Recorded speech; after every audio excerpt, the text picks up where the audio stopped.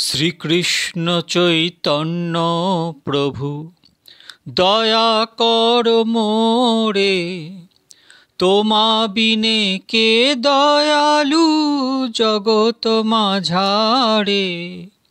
পতিত পাবন হেতু তব অবতার, মোসম পতিত প্রভু না পাইবে আরো। হাহা প্রভু নিত্যানন্দ প্রেমানন্দ সুখী, কৃপাবলোকন করো আমি বড় দুঃখী।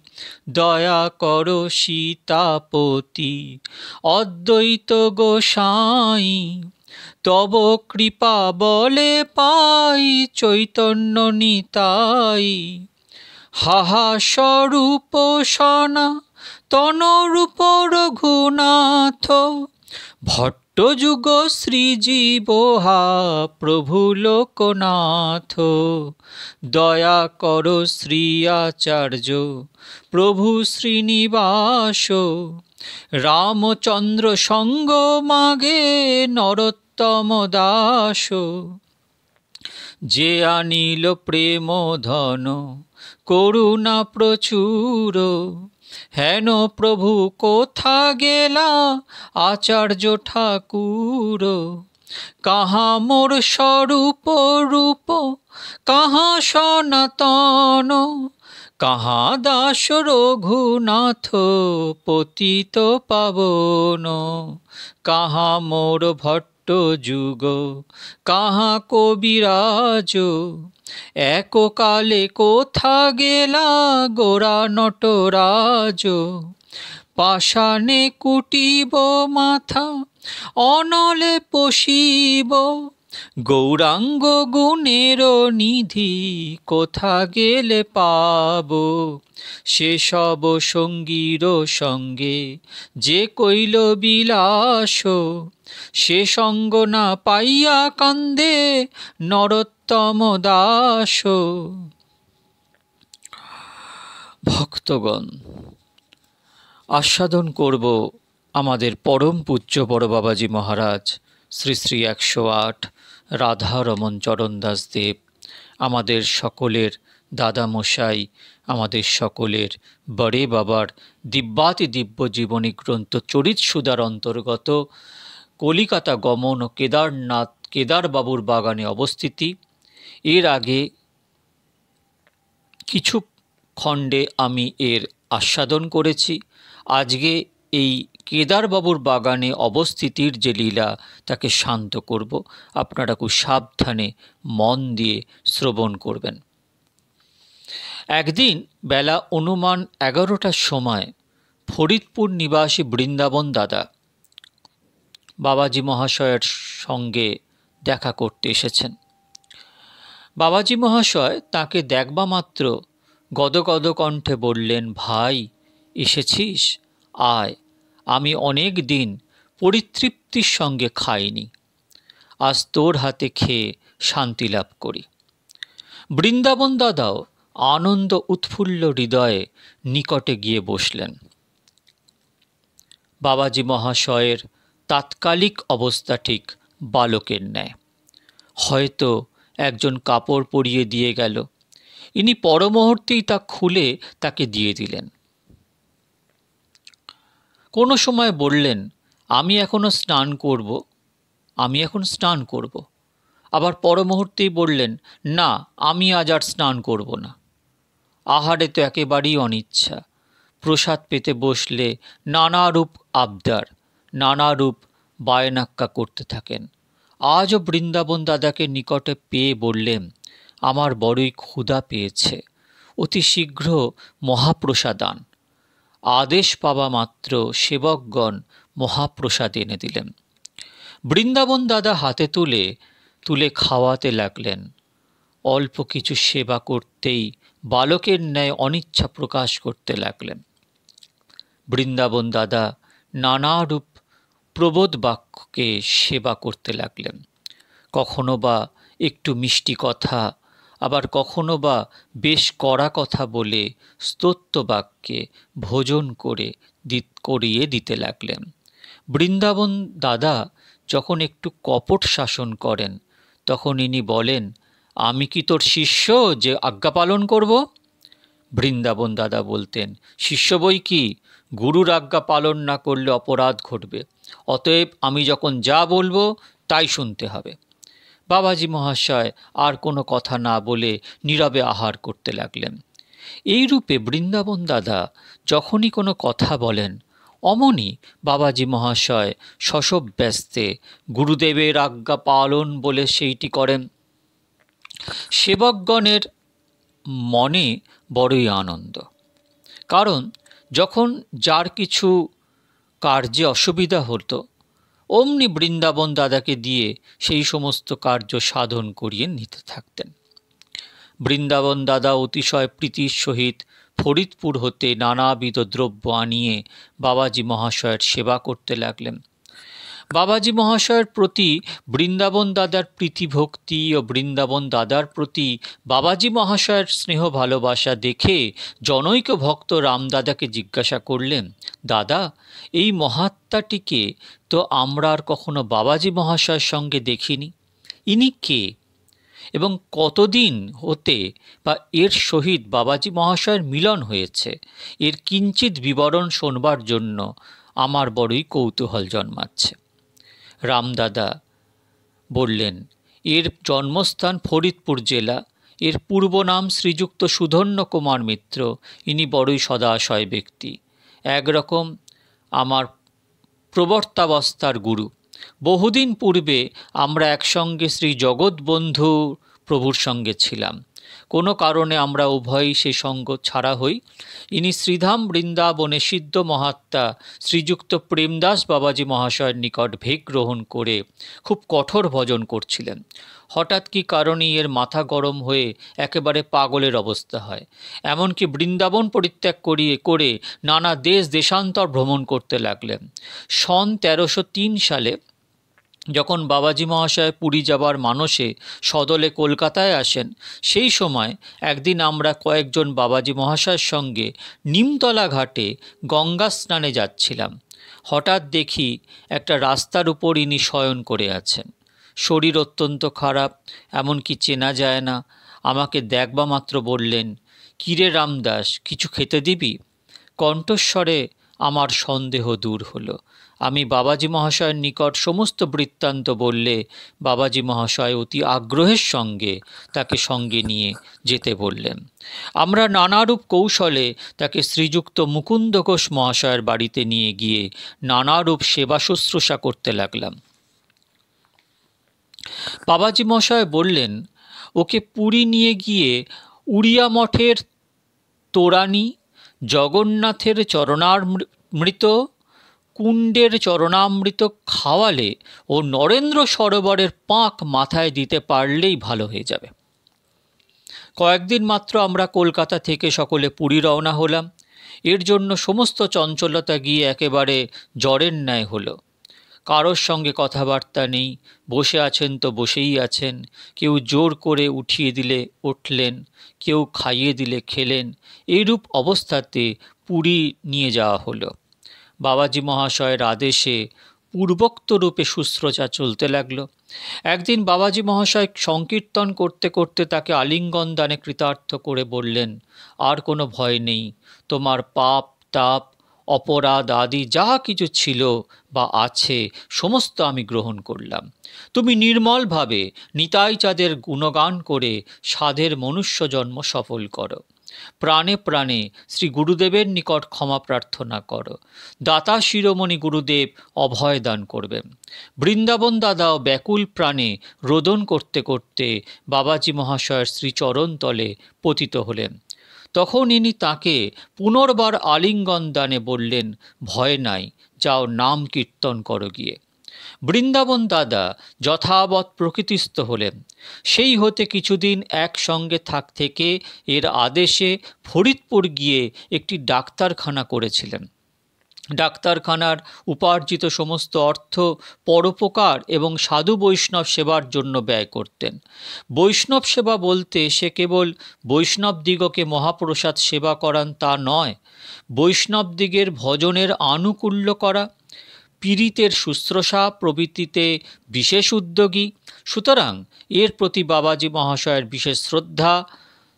ওনারও বাবাজি মহাশয়ের চরণে বিশেষ ভক্তি শ্রদ্ধা ছিল। ভক্তটি বৃন্দাবন দাদার অবস্থা শুনে অতিশয় বিস্মিতভাবে বাবাজি মহাশয়ের কৃপার জয় দিতে লাগলেন। কয়েকদিন যায়, একদিন কুঞ্জবাবুর মা নানাবিধ খাদ্যদ্রব্য নিয়ে এসেছেন। বাৎসল্যময়ী মায়ের মনের ভাব কি তা একমাত্র অন্তর্যামী প্রভুই জানেন।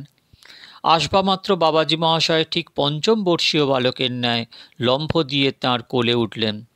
মাও পুত্রকে কোলে নিয়ে স্বচ্ছন্দে কিছুক্ষণ বেরিয়ে পরে ঠিক শিশু সন্তানের ন্যায় কোলের ওপর নিয়ে বসলেন। ইনিও পরম সুখে মায়ের স্তন পান করতে লাগলেন। সকলে তো দেখে অবাক, কারণ কুঞ্জবাবুর মাতা ঠাকুরানী অতি বৃদ্ধা। তার পক্ষে একে কোলে নিয়ে ভ্রমণ করা তো দূরের কথা, এক স্থানে বসে তাকে কোলের ওপর রেখে রাখাই অসম্ভব। কিন্তু ভাবের রাজ্যে শ্রী যোগমায়ার কৃপায় অলক্ষিতভাবে অসম্ভব সম্ভব হয়। মা প্রেমাবিষ্টভাবে নানাবিধ খাদ্যদ্রব্য ঠিক বালকের ন্যায় বাবাজি মহাশয়ের মুখে তুলে দিতে লাগলেন। তাই শ্রীমন মহাপ্রভু বলেছেন, ভাব, স্বভাব এবং স্বরূপ এই ত্রিবিধ শরীর। তন্মধ্যে ভাব এবং স্বভাব যদি স্থায়ী হয়, তবে স্বরূপ অন্য প্রকার থাকলেও কোনোরূপ বাধা জন্মে না। দৃষ্টান্ত দেখালেন, যেমন কোনো একটি পুরুষ বসে আছেন, হঠাৎ তিনটি যুবতী স্ত্রীলোক তার নিকট এসে উপস্থিত হলো। বয়স এবং বেশভূষা কিংবা রূপগুণে তিনটি এক প্রকার।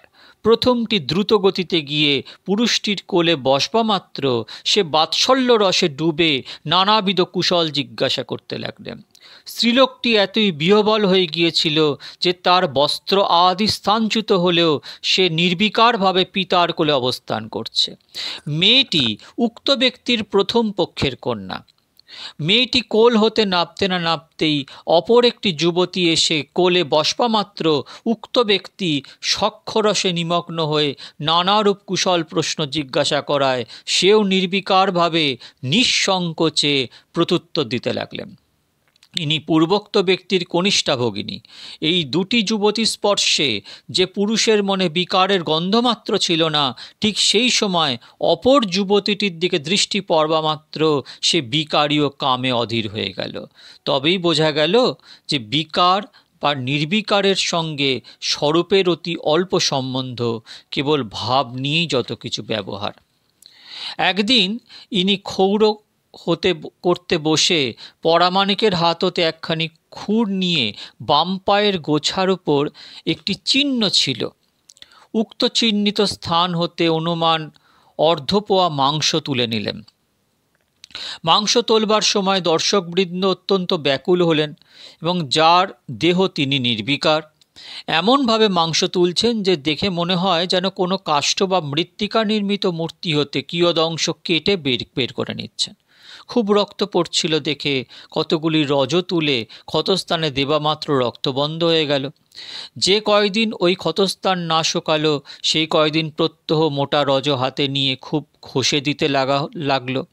আবার খেয়াল মতো একদিন ক্ষৌর হবার সময় খুর দিয়ে বেশ চেঁচে দিতে লাগলেন। সুতরাং ক্ষত স্থান শুকানো তো দূরের কথা, নিত্যই নতুন হতে লাগলো।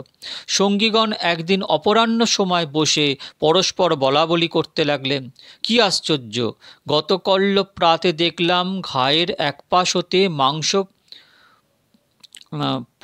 পুড়ে এসছে, কিন্তু যখন আবার ক্ষৌর হলেন তখন খুর দিয়ে বেশ চৌরস মতো কাঁচা মাংস কেটে ফেললেন। সুতরাং আবার পূর্বের ন্যায় ঘা কাঁচা হয়ে উঠল। এইরূপ ভাব হতে থাকলে বা ঘা কি করে শোকাবে? কীরূপ বুদ্ধি করা যায় কিছুই তো ঠিক করতে পারছি না ইত্যাদি নানারূপ চিন্তা করতে করতে সন্ধ্যা হয়ে গেল। সকলেই বিমনাভাবে কীর্তন আদি করতে লাগলেন। পরদিবস প্রাতে উঠেই দেখেন যে ঘা একেবারে শুকিয়ে ঠিক পূর্ববৎ হয়ে গেছে। এমনকি একটি চিহ্ন ছাড়া আর যে যে যে স্থানে কখনো ঘা ছিল এরূপ বোঝা গেল না। সকলে দেখে অবাক হয়ে গেল। এইরূপ নানাবিধ ঐশ্বর্য মাধুর্যময় লীলা খেলায় কয়েকদিন কেটে গেল।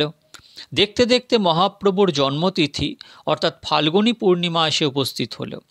চতুর্দশীর দিন সন্ধ্যার সময় বাবাজি মহাশয় নীলরতনকে আদেশ করলেন, কল্লব প্রাতে অষ্টপ্রহর নাম আরম্ভ হবে, তার আয়োজন করো। এর আদেশ মতো সমস্ত জোগাড় হলো। দোল পূর্ণিমার দিন প্রাতঃকাল হতে নাম আরম্ভ হলো। খুব মাতামাতি কীর্তন, সকলেই বিভোর, কারোরই বাহ্যস্মৃতি নেই। এই রূপে কোথা দিয়ে যে দিবারাত্র কেটে গেল কারোর খেয়াল নেই। পরের দিন প্রাতঃকালে উঠেই নীলরতনকে বললেন, হ্যাঁ রে নীলু, এখানে কামিনী ধানের চিরা পাওয়া যায় তো? নীল বলল, আজ্ঞে চেষ্টা করলে মিলতে পারে। বাবাজি বললেন, তবে তোমার ওপর ভার রইল। নীল বললেন, আজ্ঞে কয়েকটি মালসা ভোগ হবে? বাবাজি বললেন, 6টির কম নয়। নীলরতন সেইভাবে জোগাড় করতে লাগলেন। খুব বড় একখানি অয়েল পেন্টিং মহাপ্রভুর সন্ন্যাস মূর্তি চিত্রপট ছিল। সঙ্গীগণ সহ ওই চিত্রপট এবং একখানি পিচের লাঠি সঙ্গে নিয়ে কীর্তন করতে করতে রাধাকুণ্ড শ্যামকুণ্ড পরিক্রমা করে গঙ্গা স্নানে গমন করলেন। গঙ্গা তীরে উপস্থিত হয়েই সাষ্টাঙ্গ দণ্ডবৎ প্রণাম পূর্বক চিত্রপটখানি ও পিচের লাঠি গাছটি হাতে করে গঙ্গায় নামালেন। প্রথম একবার নিজে ডুব দিলেন, তারপর চিত্রপটখানি ও লাঠি গাছটিকে আকণ্ঠ জলে দাঁড় করিয়ে গামছা দ্বারা সর্বাঙ্গ মার্জন করে দিতে লাগলেন। সঙ্গীগণের মধ্যে কেউ কেউ মনে করলেন চিত্রপটখানি শ্রীহীন ও বিকলাঙ্গ হয়ে যাবে, আর যারা বাবাজি মহাশয়ের প্রভাব অবগত আছেন তারা বলছেন যে দেখবে অতি অল্প সময়ের মধ্যেই চিত্রপটখানি অতিশয় উজ্জ্বল হবে। বাস্তবিকই তাই হলো। গামছা দ্বারা যতই অঙ্গমার্জন করতে লাগলেন ততই যেন মূর্তি উজ্জ্বল হতে লাগলো। কিছুক্ষণ এইরূপ চিত্রপট স্নান করিয়ে নিজে স্নান করতে লাগলেন। একবার ডুব দিয়ে অনেকক্ষণ জলের মধ্যে থাকতেন আর উঠেই বলতেন, আজ আমার আরোগ্য স্নান। এই দেহে যে সমস্ত রোগ আগমন করেছিল আজ হতে সকলেই স্থানান্তরে গমন করলেন। এই রূপে বহুক্ষণ পর্যন্ত গঙ্গায় জলকেলি করে পূর্ববৎ নাম করতে করতে বাগানে প্রবেশ করলেন। এদিকে নীলরতন মালসাভোগের জোগাড় করেছেন। ইনি নিজেই এসে মালসাভোগ দিতে আরম্ভ করলেন।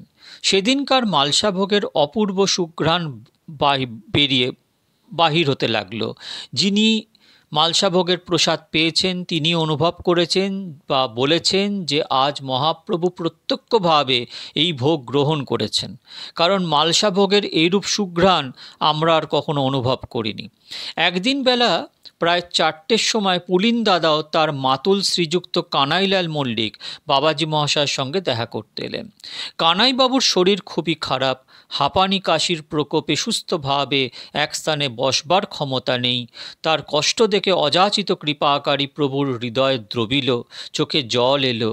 গদগদ কণ্ঠে বললেন, বাবা, তোমার কতদিন হতে এই রোগ হচ্ছে? কানাই বলল, আজ্ঞে অনেক দিন হলো। বাবাজি বললেন, গলায় এই সমস্ত মাদুলি কিসের জন্য ধারণ করেছ? কানাই বলল, আজ্ঞে হাঁপানির মাদুলি। বাবাজি বললেন, কোনো উপকার পেয়েছ? কানাই বলল, উপকার বিশেষ হোক আর নাই হোক, অপকার কিছু পাইনি। আমার বিশ্বাস মাদুলি না থাকলে আরও বেশি হতো। বাবাজি বললেন, তোমার রোগ ভালো নিয়েই তো কথা। যদি তুমি বেশ সরল প্রাণে মাদুলিগুলি এবং হাতের ওই নীলার আংটিটি এই রাধাকুণ্ডের জলে ফেলে দিতে পারো, আমার বিশ্বাস তবে নিতাই চাঁদ তোমার সমস্ত রোগ আরোগ্য করে দেবে। বাবাজি মহাশয়ের কথা শুনে কানাইবাবু ইতস্তত করতে লাগলেন। দেখে পুলিন দাদা পুনঃ পুনঃ অনুরোধ করতে লাগলেন, মামা, মনের দ্বিধা পরিত্যাগপূর্বক বাবাজি মহাশয়ের আজ্ঞা পালন করো, অবশ্যই ফল পাবে। মহতের কৃপায় অসাধ্য সাধন হতে পারে। এ তো সামান্য রোগ। সে স্থানে অন্যান্য যারা উপস্থিত ছিলেন তারাও কানাইবাবুকে নানা রূপ বলতে লাগলেন। লজ্জার খাতিরেই হোক বা অনুরোধেই হোক কানাইবাবু হাতের আংটিটি এবং গলার মাদুলি খুলে আরোপিত রাধাকুণ্ডের জলে ফেলে দিলেন বটে, কিন্তু মনটি বেশ প্রসন্ন রইল না। যতক্ষণ বাবাজি মহাশয়ের নিকট রইলেন ততক্ষণ পর্যন্ত বেশ সুস্থই রইলেন। দুর্দৈববশত সঙ্গ ছেড়ে বাড়ি যাওয়া মাত্র অবিশ্বাস ব্যাধির প্রকোপে শ্বাসের ক্রিয়া আবার পূর্ববৎ হতে লাগল। অবিশ্বাস ব্যাধির উপসর্গ অনুতাপ এসে পৌঁছালো। পুলিন দাদাকে ডেকে বললেন, কই আমার রোগের তো কিছুই হলো না, আরও তোমাদের কথায় পড়ে আমার কতগুলো টাকার মাল অযথা নষ্ট করলাম, এখন আমার আংটি ও মাদুলি এনে দাও। পুলিন দাদা একটু মৃদু হেসে বললেন, আপনার বিশ্বাস না হলে ফল পাবেন কি রূপে? বিশ্বাসে মিলয় বস্তু, তর্কে বহুদূর। সাধু মহাত্মা দিগের ওপর ভক্তি বা বিশ্বাস না থাকলে কখনো কি ফল লাভ হতে পারে? আপনি নিজ হস্তে আংটি ও মাদুলি জলে ফেলে দিলেন, এখন আর সে সমস্ত কোথায় পাওয়া যাবে? পুলিন দাদার কথা শুনে যদিও কানাইবাবু নীরব হলেন, কিন্তু তার মনের গতি সম্পূর্ণ পরিবর্তন হয়ে গেল। পূর্বের ন্যায় সাধু বৈষ্ণবের প্রতি আর সেরূপ শ্রদ্ধা রইল না। বাবাজি মহাশয় পুলিন দাদার মুখে কানাইবাবুর কথা শুনে একটু মৃদু হেসে বললেন, তাই তো কানাই, মামা বড়ই মানসিক দুঃখ পাচ্ছে। আচ্ছা, নিতাই চাঁদের ইচ্ছা, বলে অন্যান্য কথা বলতে লাগলেন। কারোর আর সেদিকে খেয়াল নেই।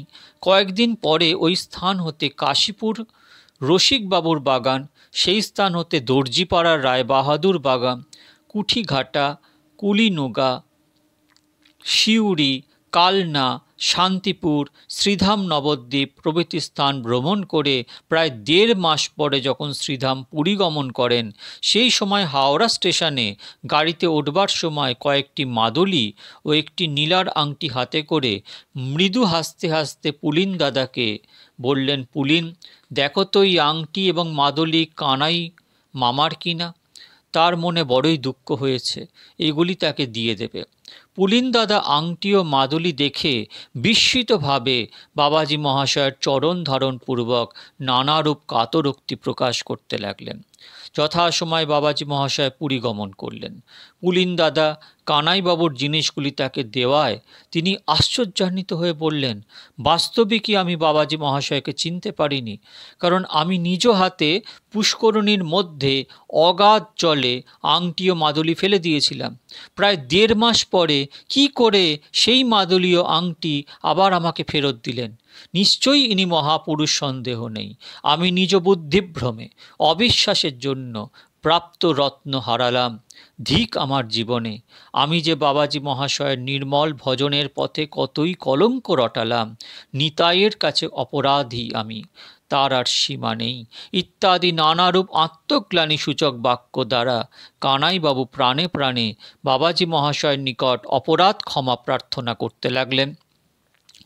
একদিন বেলা 3:30টার সময় অতীন দাদার জ্যেষ্ঠ পুত্র অমরেন্দ্রনাথ বসু এবং ভবানীবাবু, মানে ভীম ভবানী বলে খ্যাত, এনারা দুজনে বাবাজি মহাশয়ের দর্শনার্থে আগমন করলেন। যদিও সেই সময় দীনবন্ধু কাব্যতীর্থ প্রভৃতি বহু বহু ভক্তগণ উপস্থিত ছিলেন, তথাপি তারা দুজনে দণ্ডবৎ করবা মাত্র যেন বাবাজি মহাশয় তাদের প্রতি কৃপা কটাক্ষ পড়ল। বললেন, এসো তো বাবা, দুইজনে আমার হাতে দুইখানি টিপে দাও তো। আদেশ পাওয়া মাত্র তারা দুইজনে হৃষ্টচিত্তে বাবাজি মহাশয়ের হাত টিপতে লাগলেন। প্রথম প্রথম পাছে বাবাজি মহাশয়ের হাতে লাগে এই ভয়ে ভবানীবাবু একটু আস্তে আস্তে টিপতে লাগলেন। ইনিও বললেন, কই বাবা, তোমাকে না লোকে কলির ভীম বলে, তোমার গায়ে জোর কই, বেশ জোরে টেপো তো। এবার ভবানীবাবু সাহস পেয়ে জোরে টিপতে আরম্ভ করলেন। ইনি কিন্তু তাতেও তৃপ্ত নন, পুনঃ পুনঃ বললেন, কই জোর কই।